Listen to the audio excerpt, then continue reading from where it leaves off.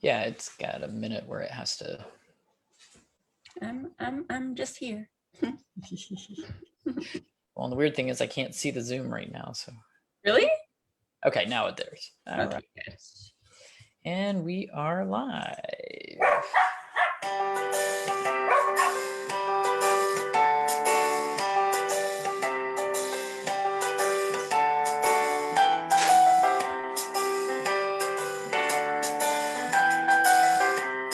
Hopefully it's going to show me the comments. Let's see if we get lucky enough for that. And it's weird because there's a delay. I forget how weird this is.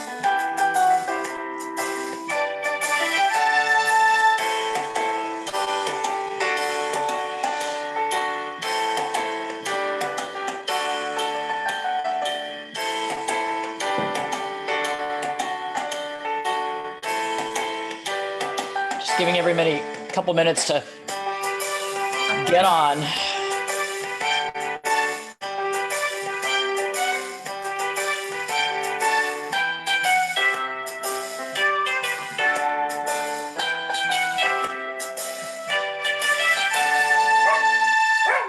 Okay, the husband says we're live, so yay. Was the dog barking on cue, or was that just happened to come right at the end?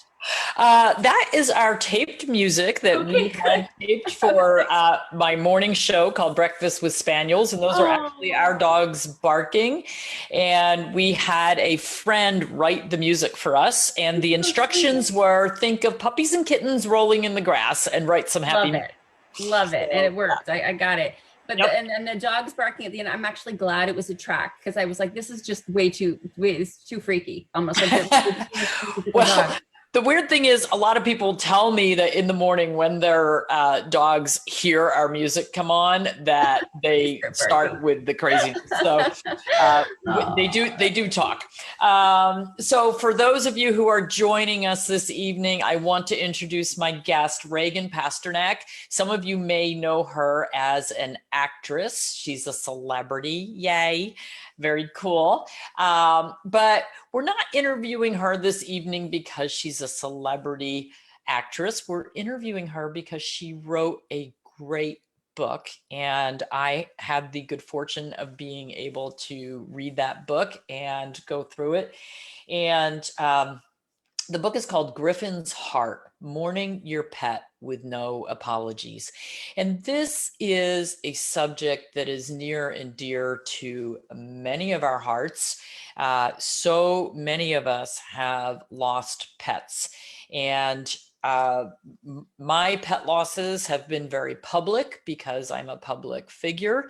And many of you have cried along with me during those losses. And I think some are worse than others, definitely. And sometimes it depends how long you've had them. Sometimes it depends on the type of pet. Sometimes it depends on how they pass from this world, whether you feel that they left the world in a good place, or whether there's so many things that go into our emotions.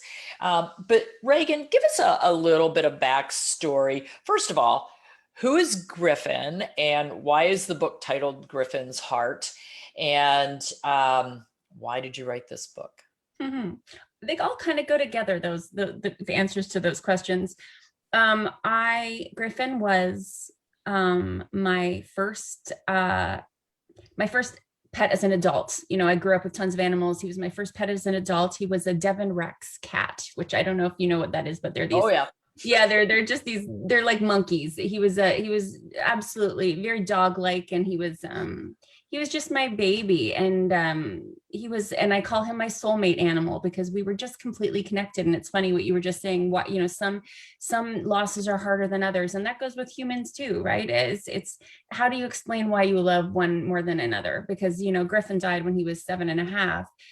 And and it was as brutal as any loss I'd ever gone through. So, you know, so that loss ended up becoming, for me, this complete heartache that I couldn't quite shake. And And I started realizing how society often dismisses that pain, and just how we're supposed to just keep going and moving on, which we are. Of course, we're supposed to keep going, but I wasn't addressing how much it was hurting, and it was doing physical ailments to me as well as just emotional. And so finally I developed some insomnia. I ended up going to see a doctor. This is way long story short. It's the first it's very beginning of the book where I addressed this, but and that doctor kind of saw right through me.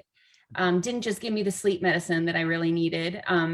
She told me that I needed to mourn my cat. And I told her many other things about my childhood and other things that had happened and in my life. And I'd had quite a lot of drama and a lot of heartbreak in my life. And it was interesting that she zeroed in on the cat. And so, but her taking my pain and my loss seriously was huge for me. And I started journaling a ton and writing out my experiences. And I am a very curious nature. So I started researching every single thing I could on what it meant to lose an animal and what it meant to lose just someone you love, and how do those things relate. And I started learning about mind-body connection and all these other amazing things. And I just kept writing. I kept writing everything I was finding down.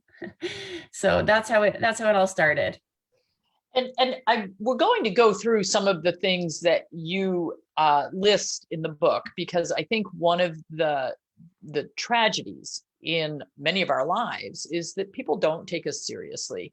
And I was lucky enough to work in an industry where my staff, my office friends understood that loss. Yes. because we dealt with it every single day, and all of us had animals.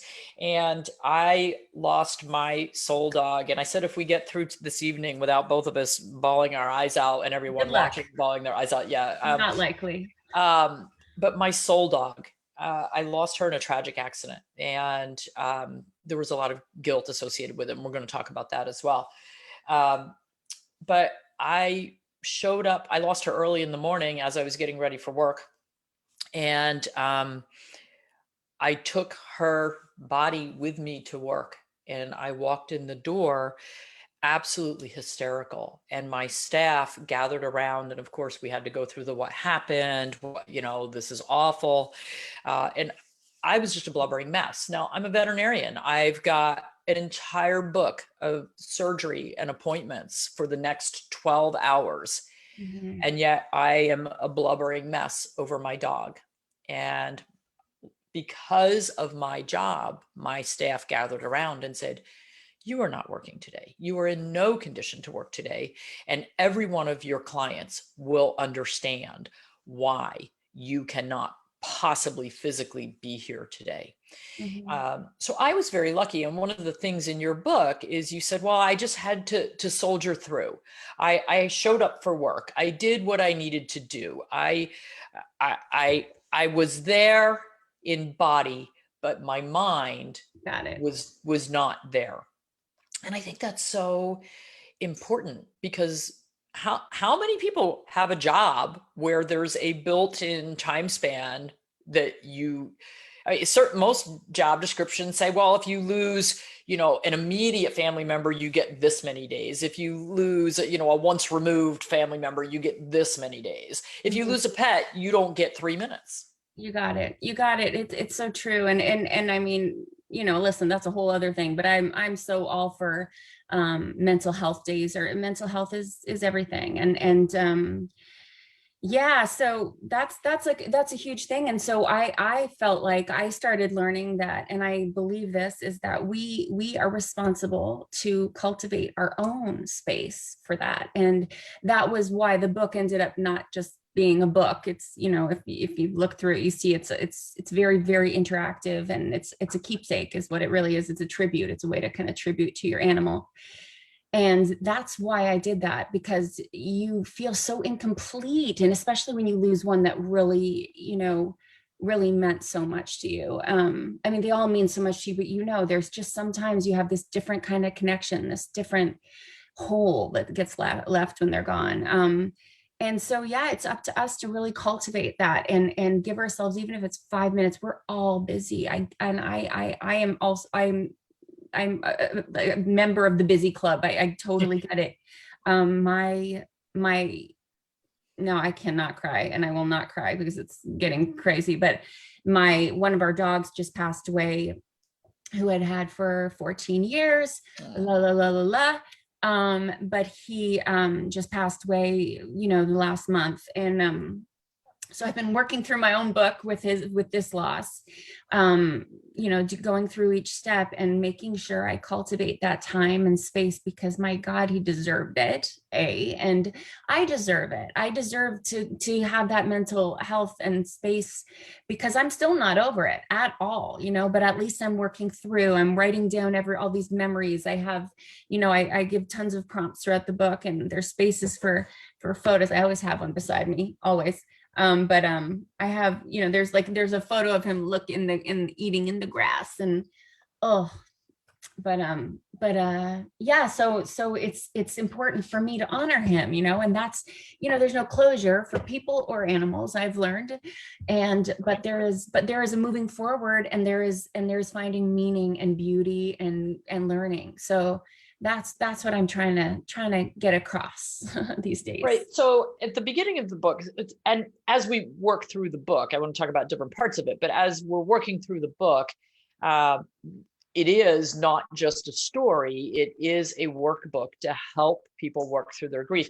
And there is no timeline on this. You may have lost a pet 20 years ago that is still just weighing heavy on you, that you have not really dealt with that grief. Maybe it was, an accident that maybe you should have, could have, might have, think you should have prevented. Maybe it was, you think you should have pursued more medical treatment, or you didn't catch it soon enough.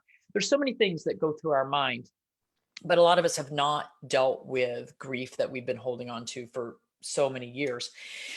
So at the beginning of the book, you talk about, first of all, meditating and finding some quiet space to really sit and think and connect, and allow yourself to just kind of drift and think about them, but then also talk about journaling. And that kind of hit me, because I don't really journal, but I blog. And one of the things that I have done with a lot of our pets that have passed, when my horse died, I had him for 22 years. He died at 33. And when he died, I lost a part of my soul. He had been with me through so many personal traumas and emotional dealings. And he was always I could go to the barn and I could just sit with him, talk to him, go for a ride. And that one hit me to the core. And I actually had to take a break from my Facebook Live for about a month and a half. I could not even fathom talking to people about their animals when I was so deeply lost with the loss of that guy. But one of the things I did is I wrote this beautiful blog about him. And there was an old picture of me at a horse show with him that had been lost. One of our cats had urinated on it. Oh my God. I know. Talk about tragedy. Oh my God. My absolute favorite picture of him. My husband found the photographer. Now we're going back over a decade. He found the photographer, made her go through millions of negatives from all those years and find the photo and have it redone for me. And then here's the funny part of the story. I had the horse cremated. And for those who have never had a horse cremated, a lot of us have had our animals cremated, and we get these little tiny boxes back. A horse, it's a footstool. He literally is a footstool. So when the box came, first of all, he weighs I don't know, 50 pounds. He's hard to pick up. And it has a space for the picture. So my husband got the picture and we put the picture in there. And we moved recently, and the 50-pound footstool of a horse came with us. And I can laugh about it now, but at the time, it was just sort of, what am I doing with this? I get it. But the lengths that we go to, and it brought so much healing to me to have that picture that meant so much. And while it wasn't a journal, it was a blog about how much he meant to me and how much fun we had and how important he was to me. And it's very important for anybody who has not written about your pet. I highly recommend it. We see more of this with social media now. We see a lot of people that they'll say, oh, my so-and-so just crossed the Rainbow Bridge, and then they'll write a long piece. And I don't know that we're really expecting other people to spend 10 minutes reading this long piece, but it is cathartic for us. I always read them. Always. I do too. Because I first of all, I just love people who love their animals. And I loved what you just said. And just in the awkwardness of getting this giant urn back. But I would have done the exact same thing. And horse people, because I'm not as familiar. I mean, I love horses. I love every single animal. But I've been hearing from horse people, and I have really learned how connected, that animal for some reason is almost soothes something deeper inside of you. Almost, I'm learning about it, and it's actually scientifically proven. It's a real thing. Horses are incredible. But that to say, this is what I have learned. I have learned that I have a chapter at the beginning that says, where does the pain go? Because if we can pretend, we can distract, we can go to work, we can do that stuff, and sometimes we don't have a choice. But if we don't deal with it, it goes somewhere. Where does it go? Does it go into our mind? Does it go into our body? Where does it go? And I remember with Griffin, I felt this shattered glass feeling in my heart, and I really did, and it just wasn't going away, and it manifested into many other not fun things. And so, so I really did start learning about, they say it's like it's a buzz phrase now, but the lean in thing, and how that, what we resist persists. And I say 5 million times throughout the book, the way out is through. So instead of avoiding the pain, explore the pain, and listen, this is a heavy topic that we're talking about, but in my mind, when I was writing every day, I thought, I tried to keep my intentions of what I wanted the book to be so clear. And it's not a heavy book. That's the other part. That's the part. I mean, there's moments where you cry, and there's moments, but it really is about, they talk about cognitive therapy, which is rewiring the way we think about things. And we can rewire the way we think about grief, and rewire the way we think about the end is so hard when we lose someone. I always say someone we love, because it doesn't matter if it's an animal or a person. And if you can remember that it's all the pain is about the love, and the love was the whole thing. The grief, the pain is only the end, and we don't need to stick on that part. I mean, we don't. It's inevitable. That is inevitable. We're all gonna live and die, and it's not morbid. It's just reality. And so if we can get back to that love, you learn so much. And so that's why the middle of the book, I do a ton of I call it active remembering. And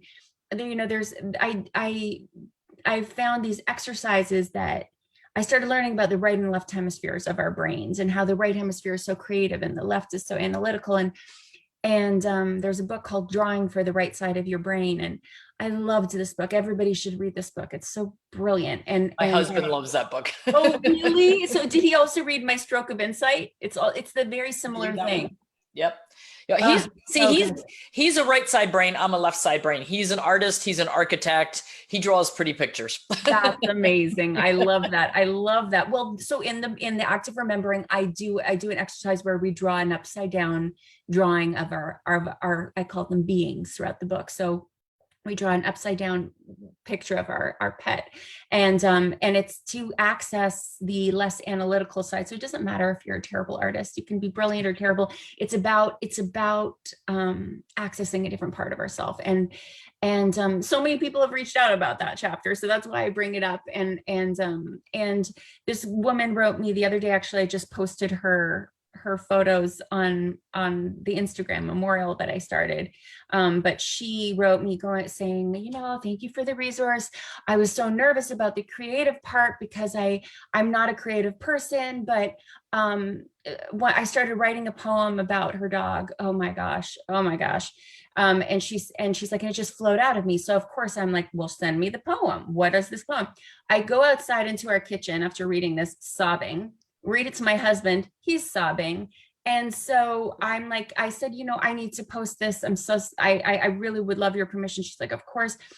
And this poem is so beautiful. And the fact that she got to access that and write this poem, this person who doesn't consider herself creative, who was in such deep, deep grief for her dog. What's the Instagram page?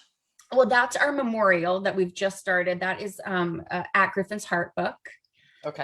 Yeah, you gotta see her poem. It's absolutely gorgeous. It's called Tethered. And oh my gosh.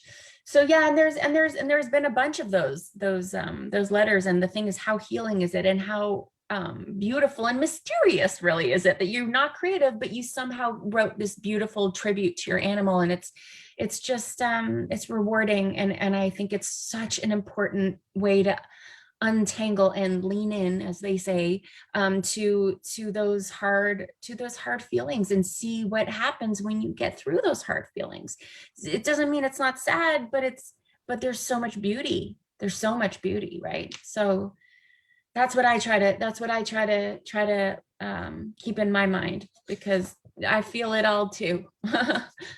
So one of your chapters is called How to Get Unstuck on Why. Mm.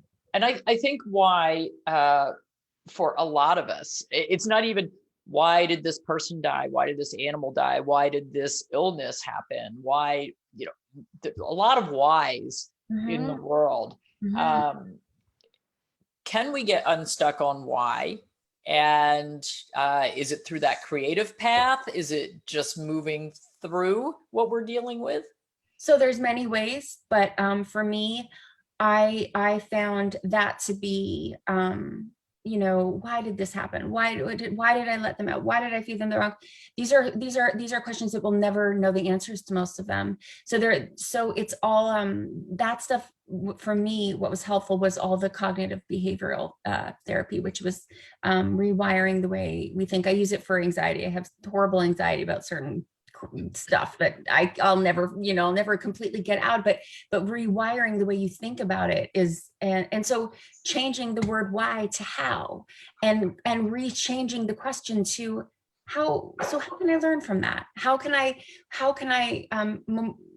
serve another animal better? How can I pay tribute to, you know, when you start changing, just change the question and take out the why for so many of those, because you'll never have the answer. And it's almost like a helpless place to be in when you're in that. And it really is it's just about, and that's why I do believe you don't just read it, you got to write down, and you can write it right inside the book, but you write out the answers, because there's something different and more tangible, or concrete actually is a better word, about than just thinking something. But if you're writing it out as well, and then you can go back to it when you start getting back in that cycle of asking yourself those questions as well. All that stuff just worked for me. So that's all I can say. I would agree with that. And it's sort of like, I'm a list maker. So it's sort of generally in life, if you say I'm going to do X, Y, and Z, the chance, and you just think that, the chances of it actually getting done are pretty little. If you write it down, the chances increase. If you tell someone else, the chances increase even more. If you tell a lot of people, it gets even this bigger. this is proven. This is not just, this is actual proof. This stuff is proven. So it's really interesting. And yeah. It is. So taking the time, and that's why it was interesting, because I went on Amazon and I looked at the reviews of the book, and one person gave it a bad review and said, the book's like 250 pages long, but half of it is just these blank pages with lines on it to write stuff. And I was sort of like, that's kind of the point. It's so funny because that was my only bad review. And exactly. And of course I got hung up on it because I'm a new author and I'm like, but that's not the point. That's why. And of course, then I went into a full, but I was like, I almost wrote them a letter saying you can have your money back, but that's all on purpose. That's all on purpose. And the other part of that, I was like, if you hate the book, you can hate the book. So far, I haven't gotten one person who said that. That person also said they didn't even finish reading. They didn't even get through the book at all. Because I think they would have learned very fast that those pages aren't just there. They're completely there for a reason. And as a matter of fact, I'm such a perfectionist that I agonized over every line and every page. And something that I had found when I was in grief was there are some brilliant writers out there, and there's some brilliant doctors and people. There wasn't a ton at the time on pet loss, but I found the books that I was reading, even though they had some great information, too heavy for how I was feeling at that time. They were too, and I'm a huge reader. I'm a nonstop chronic reader, I say. But I felt when I was in that place, I needed to take a breath and process and think. And so those things stuck in my head. I thought, it's too much for a person who's in pain to not have a break and then read this one little chapter, write out your part. And there are some parts like on guilt, a lot of people suffer from tons of guilt from it. So those are chapters that I don't want to just get into another big giant chunk of a thing right after. I want the person to be able to sit with what they've read, sit with what they've learned, put a photo in the next page, write something in the prompts. And I do say, if you don't like one of the pages of one of these chapters, one of these things I've written doesn't speak to you, I tell you at the beginning how to use this book, print out a bunch of your photos, stick it on that page. This book is supposed to work for you. It's supposed to be so personalized, So I was so annoyed. And then I realized, what? There's something fishy about that review. There is something fishy about that review because they didn't say they didn't get it right. If they were like, I just don't like this book, this writer sucks, I would have had nothing to say. But what they said wasn't accurate. It's just not true. Well, it's funny because after I was looking at your reviews and it made me chuckle because I was like, well, they kind of missed the whole point of the book. But then silly me, I was looking at one of my books and there were some new reviews that just came up recently. And so I'm reading them to my husband, and there was a 1-star review that said it was too simplistic. And I'm talking about the Yin and Yang cookbook. She said it was too simplistic. The next review right below it was a 4-star that said it was a little over my head. You can't please everybody. Yeah, I feel like there's, what one of my favorite memoirs, not animal related at all, but is that book Educated by Tara Westfield something. Anyways, it's brilliant. It is such a brilliant book. I keep running into people who did not like that book. And it just made me, I'm like, remember that. If you don't like Educated, if people don't like Educated, people are not going to like anything. So, you can't win everybody, right? No, you cannot. So you brought up guilt, and I want to talk about that for a second. And those who have been following me for a long time have heard this story. So I started at the beginning by saying that I had lost my soul dog to a tragic accident, and then my staff was nice enough to give me the day off.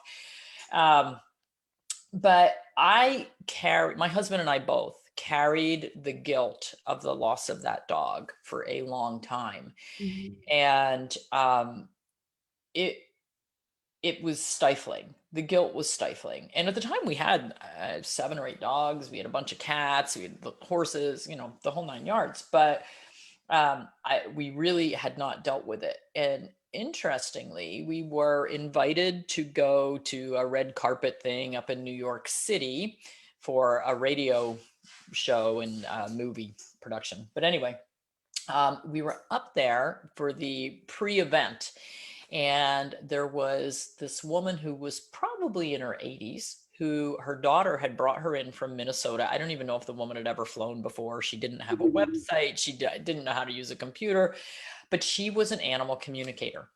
And so my husband and I are there, and we're dressed. He's in a tux and I'm all dressed up, and we've got our two of our dogs with us, and they're dressed in, ball gown and tux. Oh, I love it. So we went over to sit and talk to her, and we each have a dog in our arms. And I sat down in the chair, and my husband stood next to me, and she looked at us and she said, "You don't want to talk about these dogs that you have with you, do you?" And the tears started to come, and I shook my head. And she said, "You lost a dog. It's been a while. You have tremendous guilt. And I want you to know that she has told me that you have got my dog, the she." But did they knew it was this person knew it was a she. Yes. Wow. She knew everything. She was incredible. That's amazing. She said, "She needs you to let go of this guilt. This guilt is holding her from moving forward. And she cannot be free in her new energy space," which you talk about, the energy and physics and laws of energy and the afterlife. And she said, "As long as you are holding that guilt, she cannot be free." Now, this was probably a year and a half later from when she had died. And as soon as she said that to me, the guilt instantly left. The reason being, it was okay for me to feel guilty and drag myself down. It was not okay for me to drag her down. Yeah. And so every once in a while, and it's been how many years, honey? 10, 12 now. And every once in a while, a pang will hit where the guilt wants to come back, and you just want to, if only. But ever since that was said to me, the guilt disappears like that. Because I need to call this woman. I wish we could, because I said to her, it was the most amazing instant in my life. That's wonderful. I'm just like, this is such a good story. Wow. It is a really good story. And interestingly, a couple of years after that, my husband and I went on a rescue run, drove a van from New Jersey to Missouri to go to a dog auction, where we were charged with driving 20 dogs that were being bought back from an auction. They were breeder dogs that had been abused and mistreated. But we were supposed to get them and bring them back and do their vet care and everything. So I come home from work. My husband's got the van all packed with crates and leashes and food and everything that we could possibly need to go rescue 20 dogs halfway across the country. And in this rental van that he had gotten, there was one of those handles up top where you pull yourself up into the seat. And hanging from that handle was that dog's collar, because she had originally come from that auction. She was rescued through that auction as a puppy mill dog. And so he brought the collar. Now, no one knew that we were on this trip. It was a very secret mission that Hugh and I were going to get these dogs. So we couldn't publish anything, but my sister knew that we were going. And I guess I sent her a picture, or I texted her and said something about having Laura's collar with us. And she said, "Oh my gosh, you have to unhook the collar," because I had it clasped on to the handle. And it was, hanging like you would put something on your rearview mirror. Yeah. Said, "Oh, you have to unhook the collar. When they pass, you have to leave the collar unhooked. You don't leave it in a circle closed, because they can't run free." Now that was God. Oh my God. You need to know that I'm like, the second I get, because I have a little tribute for Jed, our dog out there.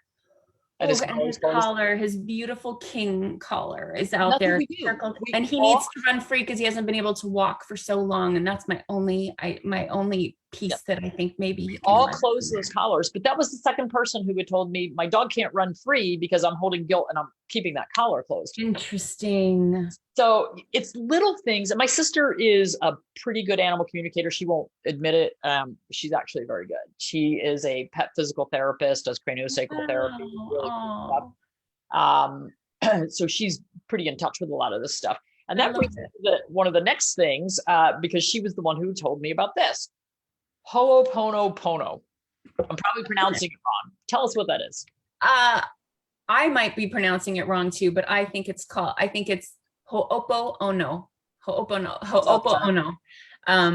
White woman here, trying my best, trying to say the right thing. But I find it just so beautiful. I mean, I have a whole chapter on guilt and my experience with it, and just all the people that I kept talking to who that was such a common theme for some reason. Not everybody has it, but so many people do. And it's called Oy the Guilt, that chapter, and I do talk about just things that methods I learned to release it. And part of it is also, it's acceptance. It's acceptance, and that's, I say it better when I'm writing it down than saying it right now. But and then I do the Ho'opono, because which I find that it's this native, it's a Hawaiian, actually. I don't know if it's called a prayer, but it's a practice of forgiveness. And it's just basically, I'm sorry, I love you, please forgive me, thank you. And you can say it in that order, is the original order, but you can say it in any order you want. And it's supposed to have, elders believe it has magical healing, effects of releasing the pain. And I think it can, because I think that, but the secret is to allow yourself to feel the pain at the beginning of while you say it. If you just say it, nothing happens. But if you really feel it, and I also say, who are you forgiving? You forgiving yourself. You're forgiving whoever hurt you. You're forgiving, and forgiving doesn't mean letting whoever off the hook. It's just accepting that this is what happened and this is the way it is, and what's a better way to move forward. And it is very freeing, and it's really interesting. I don't know why I say this throughout the book. I'm not a religious person. I'm an open-minded person. I love learning about people's beliefs. My dog is going mental behind me. Sorry, I can hear her like snorting and going mental. Yeah, but it's this beautiful way to let go of some of that. Absolutely. Now, you don't talk about this in the book, I don't think. And at the time that you lost Griffin, you did not have any children yet.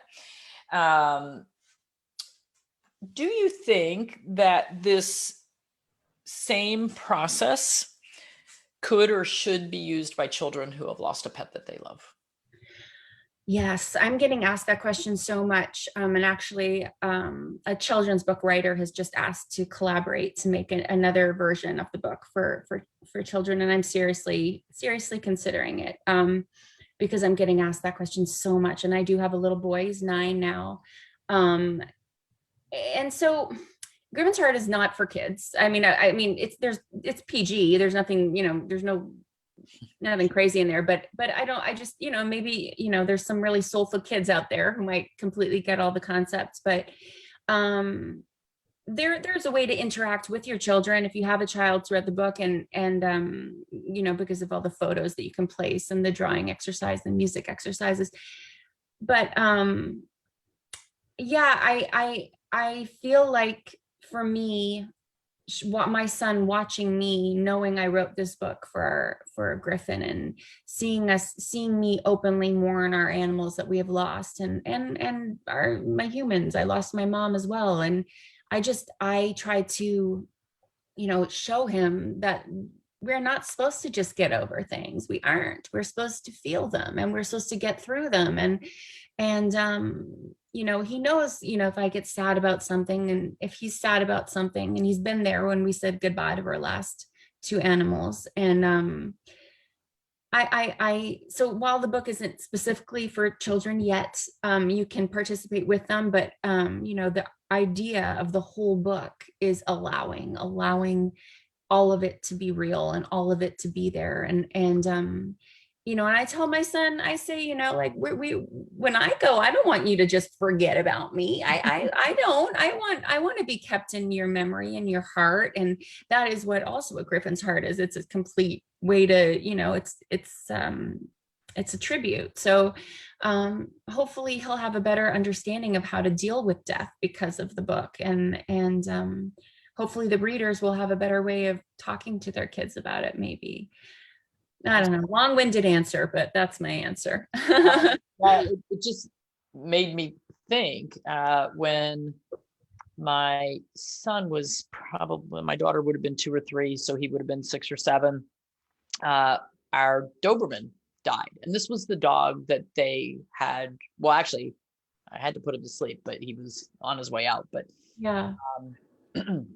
They had grown up with him. He taught them to walk.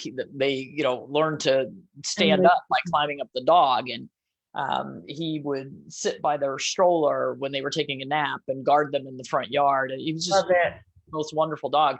Wow. And when he passed, I did what I always did at the time. I took the dog to work. I put the dog, actually, it was my first pet of my own that I had to put down.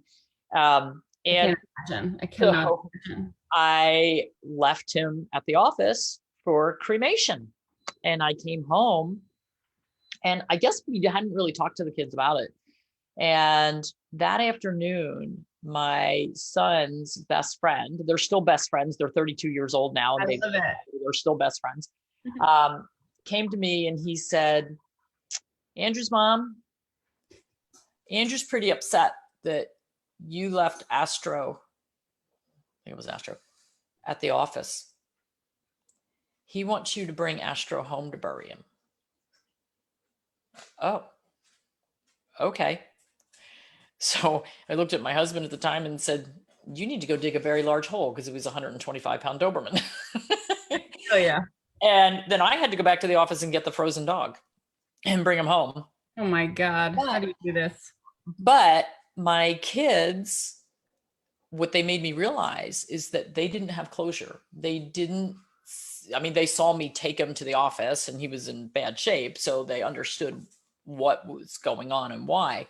But they didn't have that closure.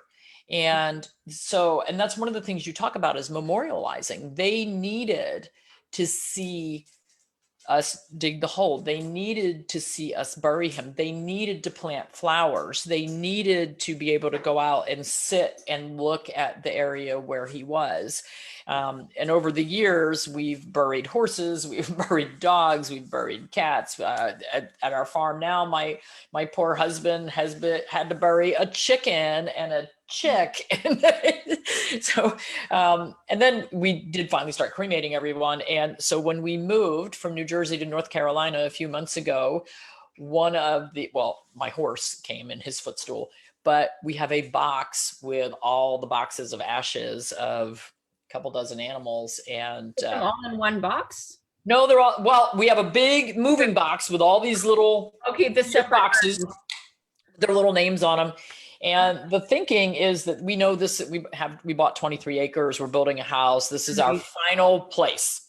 And so the thinking is that we brought all of them with us, and now we're going to spread their ashes on the farm, or perhaps bury their ashes on the farm. And now that we're kind of reaching that point, I don't know if I can do it.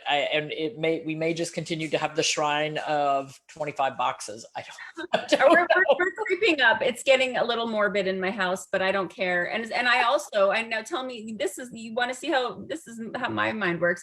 I'm thinking, how do I tell my husband that I want to make sure I'm buried with those? I really do. At least a few of them that I just could not. I don't want them to just float into the, I want them with me. So I don't know. But yeah, no, it's creeping up there. It's becoming a bit of a graveyard in my house right now. Well, it's a little odd, but so we were talking Some about people, not to me. well, there's in the South, funerals are different than they are up north, and a lot of funerals are still held in people's homes rather than a funeral parlor. And a lot of families down here have family graveyards. And so we were talking about it, and I said, well, my mother has a plot back in New Jersey for, 30 years from now, and will be next to her parents and my father. And that's how that's been planned. And I've always said, I don't want that. I want to be cremated. So now my husband are like, well, geez, do we just sprinkle our ashes and all theirs? And, my daughter may have a lot of fun with just, box after box. I don't know. Yeah. I mean, haven't figured that out yet. I'm going to stick around for a few more years. Good. That's a good idea. Just stick around. Okay. Reagan, I'm so thankful you wrote this book. I think, one of the problems is that people like us, we either need to buy 30 of these books because we have lost so many. And if we want to go back and do the exercises with every one of them, again, now we're going to add to our boxes. We're going to have all these books. That's true. But I don't have a physical copy of the book. Can you hold up a physical copy of the book? Of course. Yes. So this one is so jam-packed right now. It comes in this case. It's upside down. It comes in this case it's a very sturdy slip case so that you can, when you slide it in, it keeps all your memories and everything intact, because they get full. They get really full. And at the back, so there's places throughout the book for the journaling and the photos, and then in the back there's also, I put an envelope in the back so that I have a sympathy card in here.